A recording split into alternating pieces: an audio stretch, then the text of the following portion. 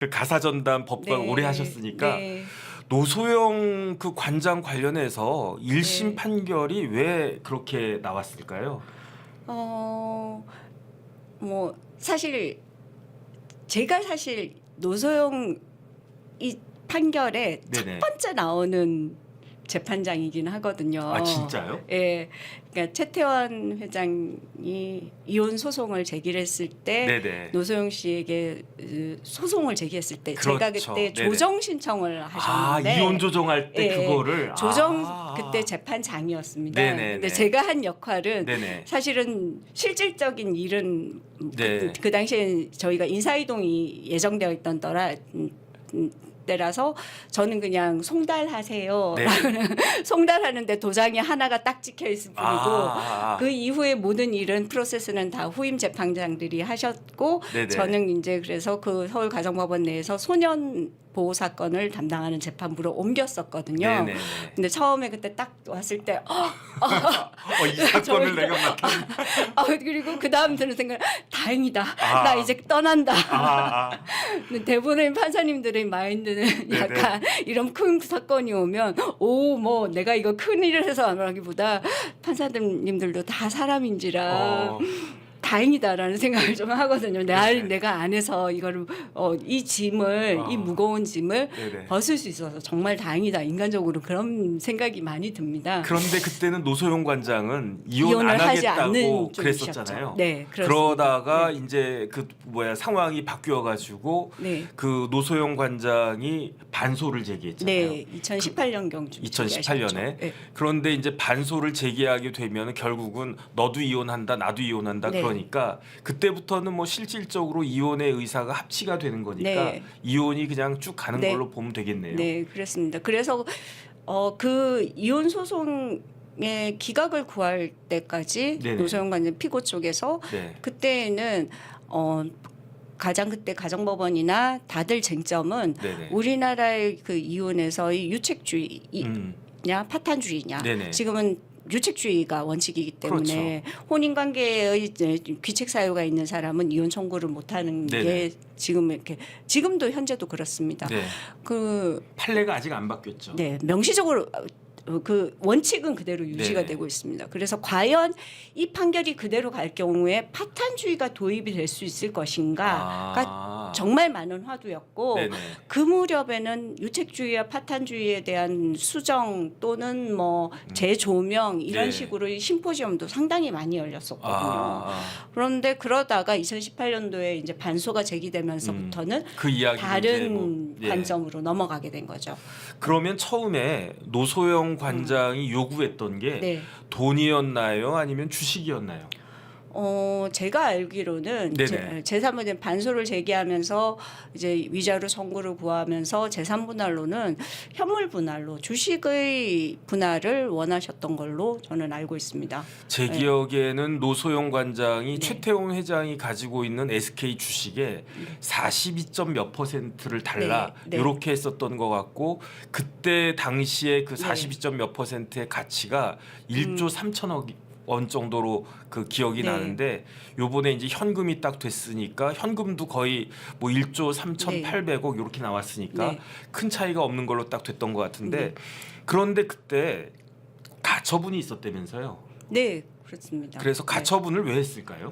주식을 현물 분할을 받아야 되는데 네네. 그 사이에 사실 피고가 반소를 제기하기 좀 직전에 최태원 회장 쪽에서 본인이 가지고 있던 주식을 이제 동생분들과 그 가족들에게 네네. 증여를 좀 상당 부분 했습니다. 무상 그 전에? 증여를. 네네. 그 직전 무렵에. 네네. 그러면 노소영 관장 쪽에서는 피고 쪽에서는 이혼은 하지 않고 있는데 상당 부분의 재산은 최태원 회장의 명의로 되어 있고 그 재산은 근데 본인 명의로 되어 있는 것을 기하로 처분을 해서 나중에 그러면은 향후에 상속이라던가 이렇게 쭉 혼인관계가 나중에 될 경우에는 실제로 최태원 회장 쪽에 남아 있는 재산이 거의 없어질 수도 있겠다라는 불안감이 생길 수 있겠죠. 네네. 그게 아마 최태원 회장 쪽에서 그 동생이나 뭐 다른 가족들에게 뭐 조카나 그 일가 쪽에 무상징역을 하게 된 것이 결국은 반소를 제기하게 된 그 계기가 되지 않았나 싶고요. 재산의 처분 행위가. 네네. 그래서 요번에 이제 고등법원 판결에서는 이 증여한 것도 일부 재산분할 대상의 재산에 포함은 되었습니다. 네네. 결국은 그러한 처분 행위가 있는 것을 막기 위해서 주식을 현물로 달라라고 하고 이 주식은 더 이상 처분을 하지 못하도록 묶어달라라는 처분 금지 가처분 신청을 하게 된 거죠. 맞습니다. 네. 제가 그때 지난번에 지난주인가요? 이 최태원 회장 관련된 이야기를 쭉 하면서 그때 지금 그 변호사님 말씀 딱 들으니까 제가 그때 요 부분을 네. 연결시키지 못했다는 생각이 딱 드는 게 이게 그 처음에 그 최태원 회장의 이혼 조정을 받은 게 네. 그게 몇 년도였어요? 17년이었나요? 16년이었나요? 17년인가 16년인가? 예, 제가 잠깐만요. 그거 제가 정말 이 사건이 오래 걸려서 네네. 맞다. 그 17년도에 네. 그 김희영 씨하고 사이에 네. TNC 재단 설립하고 그때쯤에 이제 2017년도인가 네. 그때 아마 그 이혼 조정을 그 제기를 갖다가 했고 그리고 난 다음에 최태원 회장이 소장을 낸 게 네. 이혼 소장을 낸 게 2018년 2월 19일이었어요. 네. 그러다가 그거는 조정 신청 전이었고 조정이 네네. 결렬이 되면서 네네. 소송으로 들어간 거라서 네네. 아마 최태원 회장의 시점은 17년으로 봐야 될 겁니다. 네네. 네. 그런 다음에 반소가 된 게 반소장을 낸 게 2019년 12월 4일인데 제가 그때는 이제 이건 제가 확인한 거니까 그랬는데 그 사이에 뭐가 있었냐면 제가 이걸 따로 말씀을 드렸는데 네. 지금 이은정 변호사님 말씀하신 것처럼 2018년에 최태원 회장이 SK 주식 5.11%를 저기 친척들한테 쭉 나눠주는데 그때 5.11%의 가치가 1조였거든요. 그러니까 이 말씀을 이은정 변호사님 말씀을 들으니까 반소한 게 이해가 되네요. 왜냐하면 최태원 회장이 뭐 조정 뭐 이런 걸 제가 지나가지고 2월에 소송을 갖다 제기했을 때는 정식 소장이 들어왔을 때는 노소영 관장은 아니다. 그래도 나는 가정을 지켜야 되고 우리 아이들을 위해서라도 내가 참아야 된다. 이렇게 생각을 하고 있었는데 그 소송의 그 진행 과정에 갑자기 최태원 회장이 5%가 넘는 SK 주식을 주위 사람들한테 막 나눠주기 시작하니까 그러니까 위기 의식이 딱 생기면서 이러다간 아무것도 안 될 수 있겠다. 그러느니 차라리 정식으로 내 권리를 찾고 그 권리 가운데에서 어차피 그 아이들을 위해서도 그게 낫겠다 해서 2019년에 반소를 갖다 제기해가지고 그 소송이 2020년에 합의부로 이송돼서 2022년에 1심 판결 났잖아요. 네. 그 다음에 이제 5월 30일에 항소심 판결이 딱 난 것이다. 이렇게 이야기가 될 수 있을 것 같네요. 네. 그 다음에 제가 그거 한번 여쭤볼게요. 그러면 이혼 소송을 하는 재판부 입장에서는 네. 이제 애들이 뭐 웬만큼 크면은 10살 넘어가고 뭐 한 20살 넘어가고 그러면은 그 자식들이 결국은 이혼이라고 하는 거는 부부간에서 싸우는 거니까 그 자식들이 누구 편을 드느냐가 재판부 입장에서는 상당히 이렇게 좀 중요하게 판단이 되나요? 사실 이혼 소송에서 나오는 증거는 네네. 좀 증거가 가장 없는 재판 중에 하나입니다. 소설 같은 재판이죠. 네. 아무런 뭐 저희 가족 관계에서 뭔가 뭐 늘 매번 이렇게 뭐 서류로 남겨놓지도 않고 네네. 말로 했던 약속도 오늘 했던 약속도 내일도 바뀔 수 있는 게 이게 가족 사이의 그 일이잖아요. 네네.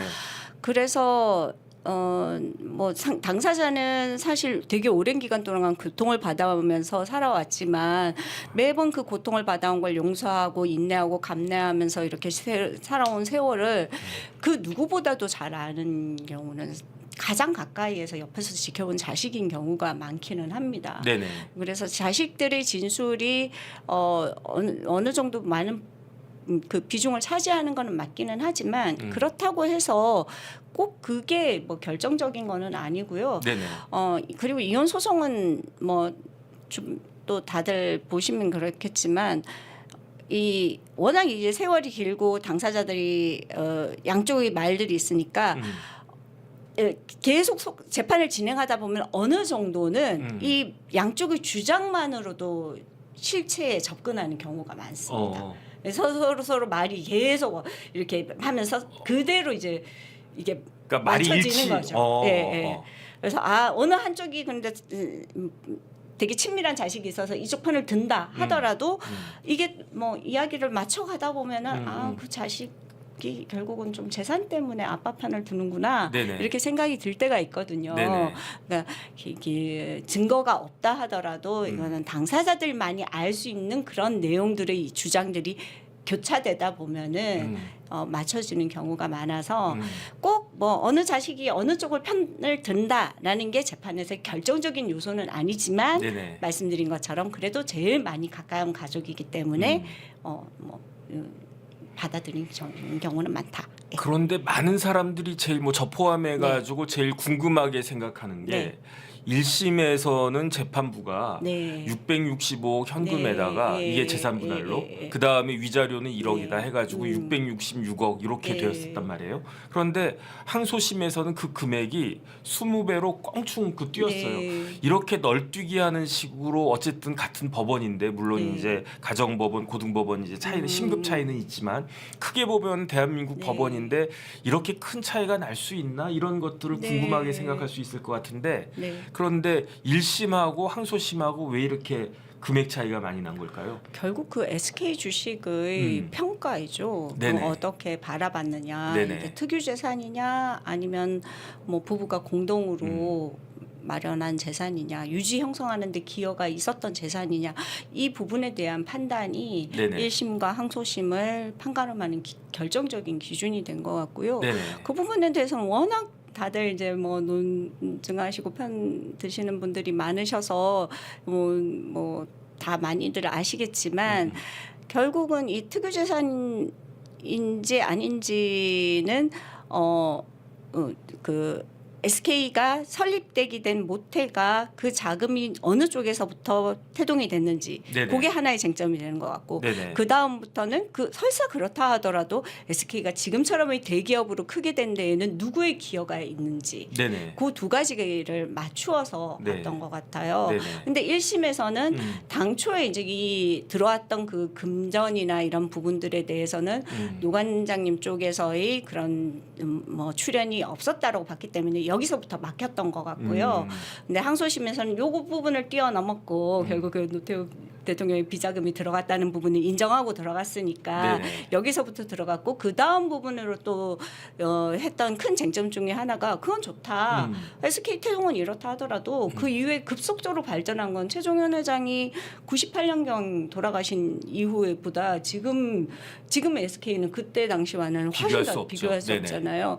이거는 결국 최태원 회장 쪽의 어떠한 그런 본인의 어떠한 그런 역량과 이게 맞물려서 된 것이고 네네. 이건 그 당시에부터는 또 뭐 가정적으로는 그닥 그 기여를 받은 게 내조를 받은 게 없다라는 네네. 부분도 한 가지 또 부분인 것 같아요. 네네. 근데 요 두 부분을 어떻게 잘 넘어가서 지금 항소심 판결로까지 이어지지 않았나. 네네. 예, 그렇게 생각이 듭니다. 그런데 이제 김시철 부장님이 어떻게 네. 보면 최태원 회장에 대한 인상은 별로 좋지 않았던 것 같아요. 왜냐하면 네. 우리나라 헌법에 네. 뭐 헌법에 명시적으로 뭐 그 뭐 1인 1처 뭐 일부 네. 1처 뭐 이런 내용들은 네. 없지만 네. 그래도 우리 헌법에 그 이런 부분들에 대해서 존중해야 된다라고 네. 하는 그런 규정이 있고 또 거기서 일부 1처제가 대한민국의 기본적인 그 제도다 네. 이런 내용들이 있는데 일단 그런 부분들에 대해서도 조금 너무 이제 그 뭐라 그럴까 최태원 회장이 네. 그 간과 무시 뭐 이런 네. 식으로 그렇게 이제 이야기를 갖다 한 걸 보니까 그런 부분들도 사실 영향이 조금 있을 수 있었겠네요. 글쎄요, 김시철 부장님이 어떻게 보시는지 제가 평소에 이렇게 사석에서 뵙고 이렇게 대화를 나눈 분이 아니라 어떻게 네네. 가치관을 하시는지는 저도 잘 모르기는 하겠지만 네네. 그냥 저는 딱 드는 느낌은 예전에 진짜 네네. 옛날에 그 에드워드 8세인가요? 네네. 왕을 버리고 사랑을 택하잖아요. 네네. 하나는 하나는 취지가 둘 중에 아니셨을까요? 하나만 택하라. 둘다 할 수는 없다. 네. 그럼 뭘 택해야 되지? 아니 그래서 김시철 부장이 뭐라고 하셨냐면은 근데 기본적으로 최태원 회장이 좀 거짓말한 게 있기는 있었나 봐요. 왜냐하면 그때 김희영 씨 이혼에 관련해 가지고 최태원 회장이 이혼에 개입하지 않았다라고 이야기했는데 편지 같은 게 드러났잖아요. 네. 그래서 내가 이혼하라고 했다라고 노소영 관장한테 보낸 편지가 있는데 네. 그럼에도 불구하고 재판에 나와 가지고는 아니 난 그런데 관여한 적이 없다. 이렇게 거짓말한 게 네. 굉장히 조금 안 좋게 느껴졌던 것 같고 그 다음에 누가 뭐라고 그래도 뭐 남자인 제가 봐도 최태원 회장이 잘한 건 없지 않습니까? 네. 그러니까 잘못도 인정하고 사과도 하고 그랬어야 됐는데 그런 부분들도 없었고 거기에다가 자식들도 네. 조금 전에 말씀하셨지만 그래도 그 엄마 편을 갖다가 드는데 또 자식들이 탄원서에다가 뭐라고 이야기했냐면은 아버지가 분명히 잘못한 게 맞는 거로 내가 보기에도 그런데 그 잘못을 합리화하면서 뭐 이렇게 그런 부분들이 심지어 위선적이란 표현까지 있었대요. 네. 그러니까 자식들이 그 최태원 관장 저 노소영 관장의 그 자식들이 아이들이 그 탄원서를 썼는데 뭐 아버지에 대해서 뭐 그런 표현까지 썼다라고 하고 그 다음에 이제 혼인의 순결과 일부 일처제를 존중하지 않았다 이런 부분들이 있어서 결국은 이거를 특유재산으로 인정하느냐 부부 공유재산으로 인정하느냐는 객관적으로 그 봐야 될 문제이지만 재산의 분할 네. 비율을 정하는 거는 판사님들의 재량이 굉장히 많이 작용하는 그런 문제 아니겠습니까? 네. 그런데 아까 이제 그 최태원 회장의 어떤 그 혼인관계 유책성 부분은 네네. 결국은 위자료랑 연결이 되는 거고요. 그렇죠. 네네. 그래서 1심에서 나왔던 위자료 금액보다는 상당히 많은 20배. 우리나라에서 나오기 힘들었던 위자료 네네. 금액이 나오게 역대 돼. 최고액 아닌가요? 네, 맞습니다. 예, 저희는 가정법원 판결을 할 때도 1억이 나오는 경우는 잘 없거든요. 제 기억에 대개 한 3천, 5천 이렇게 예, 받았던 것 같아요. 맞습니다. 네네. 예. 그런데 지금 역대 최고액이 나오게 된 배경 중에는 그 네네. 부분이 작용한 건 맞지만 네네. 재산 분할의 비율에 있어서는 혼인관계 유책성과는 별개로 결국은 그런 다른 그 관점에서는 가야 되니까 조금 그거는 좀 이제 인간적으로 잘못하신 부분과 재산의 형성에서의 어떤 그 본인이 투입한 노력과 네네. 이런 부분은 좀 분리는 될 수는 있겠죠. 근데 아무래도 일반인 분들은 또 느낌은 좀 다르죠. 그런데 제가 봤을 네. 때 20억도 너무 싼 것 같아요. 제가 봤을 20억. 때는. 왜냐하면 네. 최태원 회장의 재산을 4조를 봤단 말이에요. 네. 그런데 네. 그 4조가 얼만큼 큰 돈인가 네. 생각을 해봤더니 네. 예컨대 맞아요. 40억 가진 사람이 재산이 40억이 있단 말이에요. 40억에다가 100을 곱해봤자 4천억밖에 안 돼요. 그러니까 40억에다가 1000을 곱해야지 4조가 되는데 그럼 내가 4조 갖고 있다라고 치면은 20억은 얼마나 큰 돈일까 생각을 해봤더니 그 4조 대 40억 하면은 20억 대 200만 원이더라고요. 그래서 뭐 까짓 거 뭐 200만 원 위자료 주고 말지 이런 생각을 할 수도 있지 않나? 그런 부분들 봤을 때는 위자료가 더 나올 수도 있지 않았나 그런 생각이 드는데.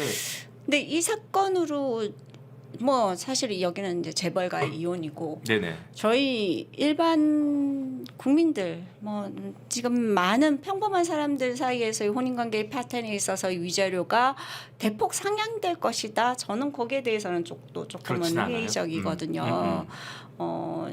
실제로 보면은 어느 한쪽만이 일방적으로 잘못해서 이혼하는 경우는 요즘은 거의 드뭅니다. 제가 처음에 가정법원에 이제 초임으로 들어갈 때만 해도 네네.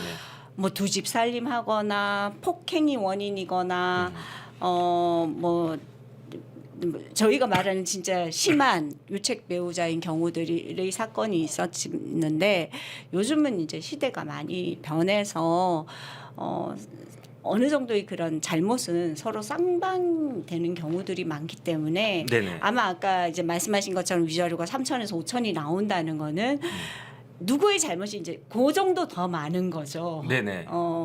그 정도로 이제 혼인 관계가 쉽지 않은 거죠. 예. 그다음에 지금 그 가처분돼 있으니까 네네. 가처분이 계속 유지가 되고 있다고 제가 들었던 것 같은데. 아직 항고심에 남아 있는 것으로 저는 인지하고 있는데 네네. 그건 정확히는 알아는 봐야 될 것 같습니다. 그러면 만약에 이제 가정적으로 예. 가처분이 유지됐다라고 하면은 SK의 그 주식을 네. 최태원 회장이 2018년처럼 처분하거나 증여하거나 네. 그렇게 할 수가 없게 되어 버리잖아요. 네, 그렇습니다. 그러면은 그 최태원 회장이 돈을 재산 분할은 확정이 된 다음부터 기산이 네. 되는 거죠. 그러니까 아직까지 뭐 이자가 늘어난다거나 그런 거는 없는 거고. 위자료에 대한 이자는 늘어날 수 있겠지만 재산 분할에서의 지급 기한은 확정일로부터 이자가 발생하니까 그렇죠. 늘어나진 않습니다. 그러니까 정리를 갖다가 네. 하면은 돈이 두 종류의 돈이 있는데 네. 첫 번째는 재산 분할과 관련된 돈이 있는 거고 두 번째는 위자료인데 위자료 1심 끝나고 최태원 회장이 1억을 줬을까요? 줬을 수도 있을 것 같은데 어쨌든 주진 않았을 것 같은데요. 그러면 그 1억에 대한 이자는 네. 그때부터 쭉 네, 붙고 그렇죠. 있겠네요. 네. 그다음에 그 1억에 대한 이자였다가 5월 30일부터 그 이자 그 위자료에 대한 이자 기산점은 언제부터입니까? 그게 위자료는 아마 제가 알기로는 그러니까 처음에는 노소영 관장 쪽에서 위자료 청구를 3억인가? 3억 했었어요. 네. 네네. 그러니까 3억을 청구한 때는 그 3억을 청구한 날로부터 네네. 될 거고 네. 뭐 20억이나 30억인데 나중에 추가로 30억. 증액 30억으로 증액했을 때는 그 증액한 날로부터 그러니까 3억까지는 청구한 날. 네네. 그다음에 17억에 대해서는 30억을 청구한 날. 그렇게 좀 기산일이 다르겠죠. 네네. 예. 그러면 어쨌든 이자도 조금씩은 붙고 있겠네. 그렇죠. 예. 그 다음에 이제 그 이렇게 되면은 사실은 그 이제는 우리나라도 부자들이 많아졌잖아요. 네. 부자들이 많아지고 그 다음에 뭐 몇 천억 가진 분들도 제 주위에도 여러 분 계시고 그 다음에 뭐 조단위 이렇게 네. 가진 네. 사람들도 많고 네. 또 그 집에 또 자제들끼리 또 결혼하고 그러면 재산 문제들도 생길 수 있고 그렇게 되면은 이제 그 우리나라에 부부 재산 계약하는 경우가 있잖아요. 민법에는 있기는 하지만 현실적으로 이루어지는 케이스는 정말 극히 미미한 케이스죠. 왜 그게 그 법에 있는데 부부재산 계약이 미국이나 이런 나라는 뭐 유명한 스타들이나 이런 사람들 미리 결혼하면서 네. 이거는 내 돈이고 만약에 이혼하게 되더라도 요 정도만 니네 줄 거야 이렇게 계약하잖아요. 네. 근데 우리나라는 민법의 규정이 부부재산 계약 관련된 규정이 있는데 이게 왜 그 활성화가 되지 않는 거죠? 활성화되지 못하게 하는 가장 큰 이유는 등기를 해야 효력이 있다는 그 부분인 것 같아요. 등기를 어디에다가 네. 한다는 거예요? 등기는 이제 법원에서 네네. 등기 예규가 있어서 그에 맞춰서 등기를 하도록 되어 있는데 부동산에다가 등기하는 건 아니죠. 아닙니다. 그 계약서를 미리 등기를 해요. 계약서를 등기한다? 근데 너무나도 번거롭고 그것도 결혼 전에 해야 되거든요. 결혼 전에. 그런데 결혼 준비하는데도 바쁜 그 결혼을 하나마나 결정하는데도 바쁜데 재산에 대해서 우리가 등기한다 이게 생각만큼은 쉽지는 않죠. 하기는 계약서 쓰는 것도 사실은 좀 찜찜하다고 생각이 들 텐데. 그런데 현실적으로 필요한 경우들은 많습니다. 네네. 지금 뭐 처음 초혼이신 분들 젊은 분들은 재산 자체가 뭐 본인들이 가지고 있는 재산 자체가 크지 않은 경우들이 있지만 네네. 재혼하시는 부분들 재혼할 때. 특히 한쪽 배우자가 먼저 사망한 이후에 네네. 혼자 남으신 뭐 어른분이 다른 배우자랑 재혼을 할 경우에는 그쪽 자녀분들이 있으신 애들도 있고. 네네. 본인 자녀들이 있기도 하고 그런 경우에는 미리 어느 정도 재산에 대해서는 좀 정리를 하고 시작하시는 경우들이 많으세요. 아니 멀리 갈 네. 것도 없이 최태원 회장 케이스가 그렇겠네요. 네, 그렇습니다. 최태원 회장이 네. 이제 이혼은 뭐 거의 네, 100% 네, 되는 네. 거고 예. 그렇게 되면은 김희영 씨하고 네. 재혼을 하겠죠? 저희도 기대 한번 해보죠. 그러면 이때 부부재산 계약을 해야지 그래야지 또 왜냐하면 김희영 씨한테도 전 남편하고 사이에 네, 다 큰 자녀가 애가 있죠. 있어요. 네, 뭐 미국에 맞습니다. 유학하고 있대나 뭐 그런 네. 거 같고 그다음 또 둘 사이에 어쨌든 또 애가 있는데 뭐 네. 그 애야 최태원 회장의 아이니까 뭐 그렇다고 네. 치고 그다음에 이제 또 최태원 회장이 노소영 관장하고 사이에 애들이 세 명이나 있고 하니까 네. 그러니까 최태원 회장님 입장에서는 김희영 씨하고 만약에 결혼할 때 부부재산 계약을 하는 게 필요할 것 같은데 이게 굉장히 실무적으로는 어렵다 이 말씀이시네요. 네. 그럼 그래서 어떻게 해야 되나요, 이거를? 법의 개정이나 네네. 이런 부분을 통해서 네. 사실 좀 활성화되거나 실질화될 필요는 있죠. 네네. 이 제도가 만들어지고 부부재산 계약이 지금 너무 엄격하게 돼 있는데 이게 네네. 조금 완화되어서 네. 효력을 그냥 당사자들끼리 어. 우리 이렇게 하기로 약속한다 네네. 해서 뭐 공증 정도만 받아놔도 이에 따라서 나중에 이혼이나 뭐 부부 사이의 재산을 이렇게 확정하는 효력만 인정이 된다면 충분히 활성화될 수 있죠. 그러면 등기가 되지 예, 않은 예, 부부재산 계약을 했단 말이에요. 네. 그 계약서가 있단 말이에요. 그러면 네. 그게 이혼할 때 그 법원에 증거로 제출이 돼도 원칙적으로는 효력이 없다는 얘기네. 그대로는 되진 않습니다. 그런데 네. 그거를 그 참작은 네. 하게 할 수는 있겠네. 네, 재판부에 참작은 할 따라서. 수 있습니다. 그런데 그 정도 하려고 그 정도를 기대하고 부부재산 계약을 한 건 아니니까 입법론적으로 등기까지는 모르겠고 적어도 공증 정도가 되어 있으면 그럼 그 뭐 당사자 간의 의사니까 네. 그거는 인정을 해주는 것이 필요하겠다. 일단은 그런 생각이 저도 드네요. 네. 그 다음에 이제 몇 가지만 더 그 물어보고 벌써 시간이 45분 정도 지나가가지고 요즘 저희 집사람이 물어봐 달라고 부탁한 거거든요. 이거를 왜 물어봐 달라고 했는지 제가 그 느낌이 싸한데 저희 집사람이 뭘 물어봐 달라고 저한테 이야기를 했냐면 조론에 대해서 물어보라고 이야기를 했는데 저 아줌마가 혹시 조론 생각이 있으신가? 그거는 모르겠는데 조론 관련돼서 사건 많이 하셨었죠. 조론으로 제가 법원에 있을 때는 이혼 네네. 소송이 들어오고 연세 좀 상당히 나이 있으신 분들 들어오시면 좀 조론의 위주로 협의를 하거나 조정을 시도한 적은 상당히 조론을요? 있습니다. 네네. 예, 법원에서도 네네. 이혼까지는 하지 않으시고 네네. 별거하시고 서로 상대방의 생활에 터치하지 마시고 대신에 그래도 별거하시는 동안에 사모님 생활비는 좀 지급을 하시는 방향으로 하시면 어떨까요? 해서 그렇게 해서 합의를 이끌어내는 경우는 뭐 상당히 있습니다. 그러면 조론하려면 어떻게 해야 돼요? 결혼하려면 네네. 결혼 안 하시는 게 답이지 않을까요? 일단은 조론하려면 어떻게 하는지 물어보고 네. 그다음 제 질문은 그러면은 조론을 막으려면 어떻게 해야 되느냐? 조론을 그거야 뭐 하려면 마누라한테 잘하면 되겠지만. 결혼을 하려면 네네. 큰 걸 요구를 하셔야죠. 이혼을 하고 네네. 재산 달라 이렇게 요구를 하시면 네네. 상대방 쪽에서 분위기가 이제 좀 아주 조론이라도 네네. 할 수 있지 않을까요? 근데 아. 이렇게 도박하기에는 막 그럼 좋아 이혼해 이러면 큰일 나니까. 그러니까. 네네. 그거는 잘 네. 그거 해야 된다. 네. 괜히 엄하게 했다가 진짜 이혼 당할 수 네. 있다. 그런 생각이 들 수가 있겠네요. 그러면은 뭐 지금 그 가정법원 주로 이제 가사 전담 법관으로 오랫동안 이렇게 쭉 그 활동을 많이 해 오시고 그다음 변호사 하실 때도 이혼 소송 같은 거 많이 네. 하고 계시잖아요. 네. 그다음 뭐 상속도 많이 하고 계실 거고. 네. 그러면은 이제 그 저희 시청자 그 분들을 위해서 이러이러한 부분들은 좀 그 말씀을 해주시면 좋겠다라고 생각하신 거 있으면은 좀 말씀을 네. 갖다가 해주시면 좋을 것 같습니다. 가장 좋은 건 네네. 서로 건강하고 배려하고 사랑하고 그렇게 안정된 가정을 유지하는 게 제일 좋겠죠. 이건 네네. 교과서적인 답이고요. 네네. 그럼에도 불구하고 가족 사이에 갈등이 발생할 경우에 결국은 내가 선택했던 배우자가 나와 평생을 같이 하는 것이 어느 순간인간 그게 내게 버거운 짐이고 힘이 될 때는 그걸 내려놓을 수밖에 없는 순간이 그런 선택을 할 수밖에 없잖아요. 네네.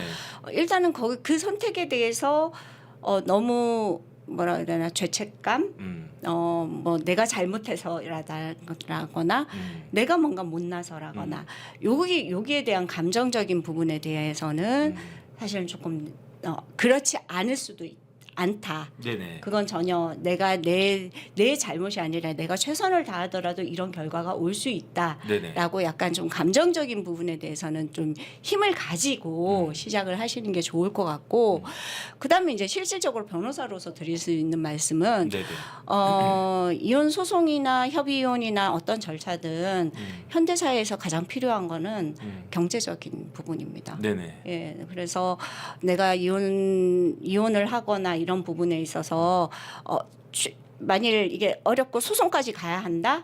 그럼 최소 제가 보기엔 1년에서 2년 정도는 어떤 이게 생활비라던가 이런 부분들에 있어서 좀 타격을 받지 않을 수 있도록 하는 자금은 네네. 좀 가지고 계시는 게 좀 그래야지만 이걸 버틸 수 있는 힘이 됩니다. 네네. 이혼 소송도 하는데 갑자기 뭐 집도 이사 가야 되고 전세 보증금을 빼줘야 되고 근데 아이들이랑 어디 낯선 환경으로 가야 되는데 뭐 월 들어오던 양육비는 확 줄어들고 이렇게 네네. 되면은 심리적인 어려움뿐만 아니라 네. 경제적인 어려움들 때문에 막 무너지시는 경우들이 있거든요. 네네. 그래서 그 부분들에 대해서는 좀 미리 조금 내가 대비를 하시고 네네. 준비를 하시는 게 현실적인 부분이기는 합니다. 요즘은 이혼 소송하면 네. 얼마나 걸리나요? 시간이? 소송으로 하면 1년에서 2년은 걸립니다. 2년까지. 예, 예. 1년도 더 걸린다. 그 이야기네요. 근데 이게 네네. 뭐 보통은 저희가 뭐 이런 소송은 생물이라는 표현을 좀 쓰거든요. 그렇죠. 뭐 이렇게 정치도 막, 생물이 다 생물이지. 뭐. 이게 막 그래서 아우 제기를 했는데 의외로 네네. 뭐 원만하게 합의돼서 네. 끝나는 경우들이 있고요. 네네. 아 되게 간단하게 끝날 수 있을 것 같은데 또 정말 오래 걸리는 사건도 있고요. 네네. 이거는 뭐라고 단정할 수는 없는 것 같아요. 그런데 어쨌든 이혼을 생각하고 있다라고 하면 네. 뭐 이혼이라고 하는 게 우리나라 법이라고 하는 게 절차가 있기 때문에 네. 뭐 내가 이혼 소장 내면은 뭐 다음 달에 뭐 이제 이혼 판결 나오고 그럴 수는 없는 거고 네. 최소한 1년은 걸리는 거죠. 뭐 숙려 네. 기간 네, 포함시키고 맞습니다. 그다음에 또 아이들도 어리고 네. 그러면은 네. 1년에서 2년까지. 네. 아 이거는 제가 생각을 못 했었던데 그 이은정 그 변호사님 말씀 들으니까 특히 이제 경제적으로 능력이 조금 부족한 분들은 한 2년 정도는 재판이 진행될 거라고 생각을 하고 마음도 단단히 먹어야 되지만 네. 그 뭐라 그럴까 이제 경제적으로도 뒷받침될 수 있을 만한 왜냐하면 결국은 돈 있는 사람이 칼자루 쥐는 그런 게 되는 거니까. 네. 지금 그 재산 분할은 결국 판결이 확정되어야지만 지급하고 네네. 이자가 발생하기 때문에 그렇죠. 최태원 회장 쪽에서도 사실 노소영 관장님 쪽에서 크게 이기긴 했지만 네네. 지금 당장은 돈은 받는 게 없거든요. 아 그러면 변호사님들이 네. 성공 보수도 아직 못 받았겠네. 아우 그렇죠. 대법원 상고심이 끝나요. 아 상고심이 네. 끝나야. 네. 상고심이 어떻게 나오냐에 그렇죠. 따라 가지고 또 다시 또 달라지는 거죠. 파기되고 나면 또 네. 어떻게 될지 모르니까 저는 어느 시점이 지나면 양쪽에 협의가 있을 수도 있겠다는 생각은 뭐 네네. 들기는 합니다. 왜냐하면 너무 양쪽 다 리스크가 있으시기 때문에. 그렇죠. 예. 네. 그 다음에 이게 그냥 리스크가 아니고 그룹 자체가 우리나라 SK면은 넘버 3나 넘버 4쯤 네, 될 텐데 네. 그 그룹 자체가 막 흔들릴 수도 있는 그런 상황이니까 그렇죠. 제가 봐도 웬만하면 합의하라고 지난번에도 제가 이렇게 말씀을 드렸어요. 그러면서 어떤 분이 저한테 그 이야기 하시더라고. 아유 정 변호사가 노소영 관장 측 변호사를 했었어야지 뭐 하고 있었냐 그랬는데 네. 사실은 저는 딱 그 들었던 생각이 야 내가 이혼에는 그게 없구나 뭐라 그럴까 네. 재능이 없구나 하는 생각이 드는 게 제가 옛날에 어떤 분 이혼 사건 맡아가지고 한 2년인가 고생을 굉장히 많이 했어요. 막 그 한쪽은 경제력 차이가 너무 났어. 네, 네, 그래서 네, 한쪽은 거의 준재벌 재산이 뭐 몇천억 되는 그런 집안이었고 한쪽은 집안이 여자분 쪽 제가 맡았었는데 그분은 그 나름대로 그냥 웬만큼 잘 살던 집이었는데 쫄딱 망했어요. 그래가지고 격차가 이렇게 많이 났는데 어쨌든 뭐 한 2년 정도 고생해가지고 두 분을 제가 이혼을 시켜드렸거든요. 네. 그리고 나서 한 6개월쯤 뒤인가 그 여자분한테 전화가 왔어요. 그래서 변호사님 뭐 이렇게 하더니 남편이 자기 찾아와가지고 다시 무릎 꿇고 합치자고 네, 했대. 네. 그래가지고 다시 합쳤대. 그래가지고 아니 나만 뭐야 그런 생각이 들었는데 어쨌든 해피엔딩 뭐 아니신가요? 그래도 뭐 그 두 분한테는 해피엔딩이고 네. 변호사한테는 뭐 어쨌든 좀 허탈했고 그랬던 그 상황이 있는데 어쨌든 그렇습니다. 그러면은 이제 그 시간 벌써 50분 넘게 지나갔으니까 네. 뭐 기타 뭐 여러 가지 사건들 했던 것 중에 기억에 네. 남거나 그런 부분들이 혹시 있으셨나요? 어, 뭐 판사 하셨을 때 사건들도 좋고 네. 아니면 변호사 지금 하고 있을 때 그 했던 그런 사건들 중에서 이런 부분들은 사람들이 꼭 알아야 된다. 뭐 법적으로, 그러니까 기술적으로 네. 그냥 뭐 그냥 같이 잘 살고 그 다음에 뭐 애들하고 뭐 저도 사실은 맨날 다 제가 참지 않습니까? 우리 마누라가 네. 뭐라고 그래도 다 네. 제가 다 그냥 받아준다라고 저는 생각을 하고 있는데 어쨌든 저희 집사람 뭐 또 딸이 생각하겠지만 어쨌든 그거는 이제 일반적인 네. 뭐 당위론적인 이야기인 네, 거고 법적으로 어쨌든 그 법 기술적으로 이런 부분들은 알아야 자신의 권리를 지킬 수 있다. 그런 것들이 뭐가 있을까요? 네. 사실 요 사건 나오기 전에 상당히 또 중요한 이제 헌재 결정이 나온 게 네네. 유류분 관련해서 맞습니다. 나온 게 네네. 있죠. 네. 이제 유류분이 과연 뭐 유류분 자체가 위헌이다 아니다부터 네네. 시작해서 나온 건데 결국 유류분 제도에 대해서는 합헌이라는 것을 그렇죠. 인정을 하고 네네. 다만 이제 제도적으로 필요한 부분을 더 보완을 해라. 네. 기업은도 인정을 해주고 유류분 권리도 제한을 해주는 규정을 더 만들어라라는 네네. 헌법 불합치 결정이 나온 부분은 네네. 상당히 좀 이제 유의미하다고는 생각을 합니다. 유류분 제도가 들어오게 된 배경 자체는 이제 예전에는 장남이 이렇게 다 가져가고 다른 상속인들은 그걸 못 받은 그런 부분들에 대해서 보완하러 들어왔는데 제가 종손이잖아요.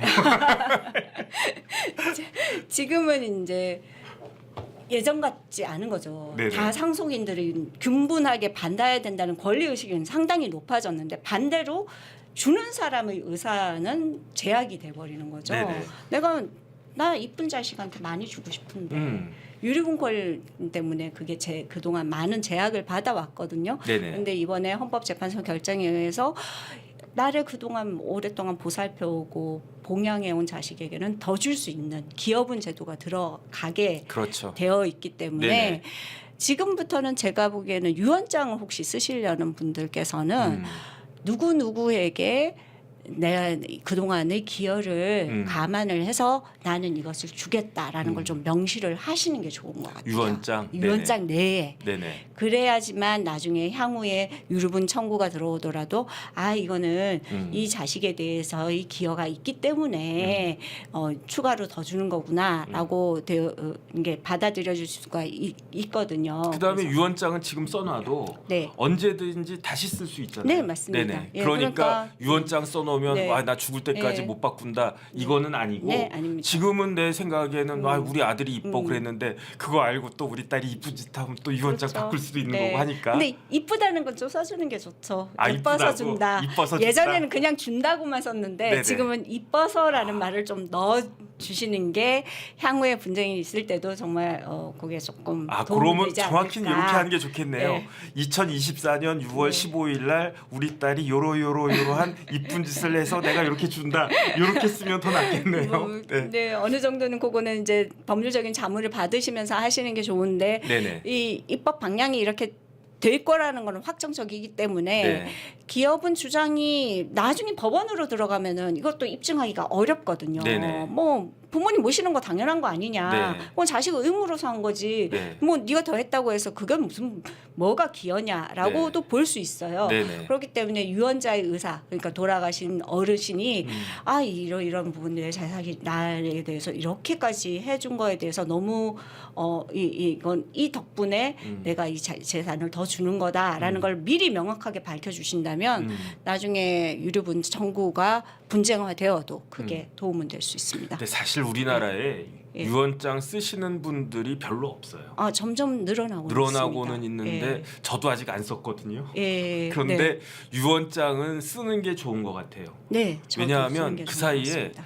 저희만 해도 사실은 제가 이제 그 제 친구들 그 살 때 뭐 아파트 값이 별로 비싸지가 않았어요. 그런데 지금 재산 가치가 너무 크게 그 올라가지고 그래서 제 친구들 중에도 부모님들 이제 돌아가시고 그러는 친구들 쭉 많이 생겼는데 그때 옛날에 비해서 그 재산이 너무 올라가지고 형제지간에 안 싸워도 되는데 네. 싸우는 경우가 왕왕 생기더라고요. 네, 맞습니다. 그런데 그때 부모님이 미리 유언장을 딱 써 두시면은 거기에 따라서 그 부모님의 뜻을 네. 받드는 거니까 그러니까 이제 유언장 쓴다라고 하는 것에 대해서 너무 거부감 갖지 마시고 그다음에 유언장이라고 하는 거는 법에서 정한 요건에 따라서 요식행위를 갖춰야 네. 되는 거 아니겠습니까? 맞습니다. 그러니까 비용이 조금 들더라도 그래도 이제 변호사 사무실 같은 데 오셔가지고 그 법률 자문 받고 그리고 공증하고 뭐 그 양식에 맞게 유언장을 작성하는 게 그러는 게 이제 나중에 자식들이 쓸데없이 불필요하게 싸워가지고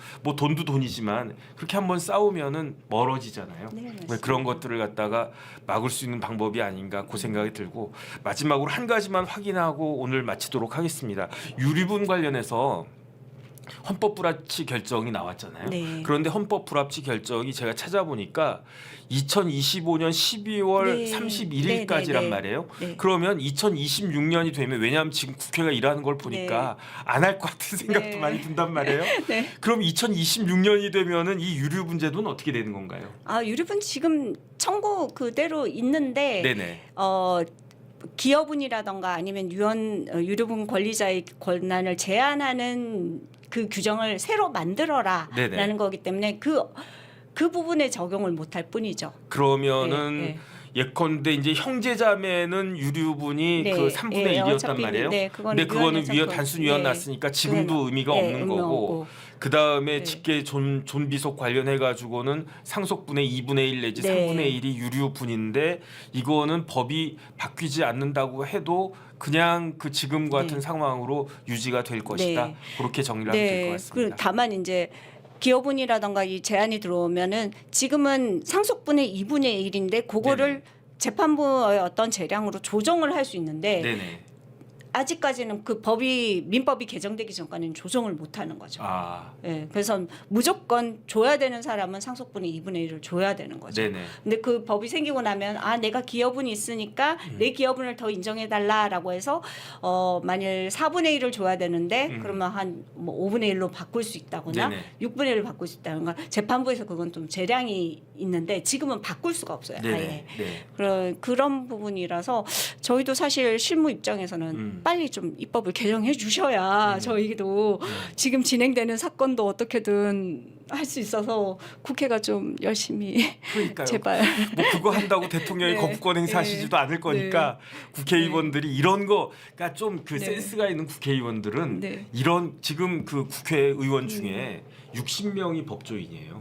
그러면 제가 국회의원이라고 네. 그러면 이런 거 딱 해가지고 네. 요거 한다 해서 포인트를 갖다가 딸 수 있는데 포인트를 딸 수 있으니까 여당이든 야당이든 국회에서 이 민법 개정안 발의해가지고 빨리빨리 좀 그 하는 게 좋지 지금 않을까 생각이 듭니다. 법무부에서는 준비 중에 있습니다. 법무부에서는요? 네, 법무법원에서는 원래 이제 작년부터 가족법 그 개정 관련해서 위원회가 만들어져서 네네. 지금 뭐 서울대 교수님을 네. 비롯해서 법원에서도 들어가 계시고 여러 가족법 전문가들이 들어가서 준비 중에 계시는데 문제는 이제 여기에서 조항을 아무리 잘 만들어도 통과가 안 통과를 국회에서 해주셔야 되니까 일단 여기에서 법무부의 개정안이 잘 만들어지면 저희도 네네. 이제 봐서 의견을 내서 열심히 만들 테니까 제발 좀 국회에서 좀 바로 좀 처리만 부탁드립니다. 혹시 여기 위원으로 들어가 계세요? 저는 아니고요. 아. 저는 아니지만 네네. 거기 계신 훌륭한 분들을 제가 알고 있어서 여러모로 저도 의견도 전달해 드리고 네네. 또 뭐 실무 상황이 이렇다는 걸 좀 알려도 드리고 그러고 네. 있습니다. 네, 알겠습니다. 아이고 오늘 이렇게 바쁘신데 나와 주셔가지고 깊이 있는 말씀 들려주셔서 다시 한번 감사드리고요. 초대 감사합니다. 네, 마지막으로 짧게 네. 인사 말씀 드리는 걸로 하고 마치도록 네. 하겠습니다. 저 정말 많이 떨리고 오늘 이런 첫 자리인데 네네. 제가 말씀드리고 싶었던 부분들이 제대로 전달이 됐는지 약간 좀 걱정도 되고 그렇습니다. 하지만 이 기회를 통해서 지금 이제 여러 가지 가족법 분야에 대한 여러 쟁점들을 이야기할 수 있어서 너무 좋았고요. 앞으로도 정법점 TV 많이 시청 부탁드립니다. 구독, 좋아요 눌러주십시오. 네, 감사합니다.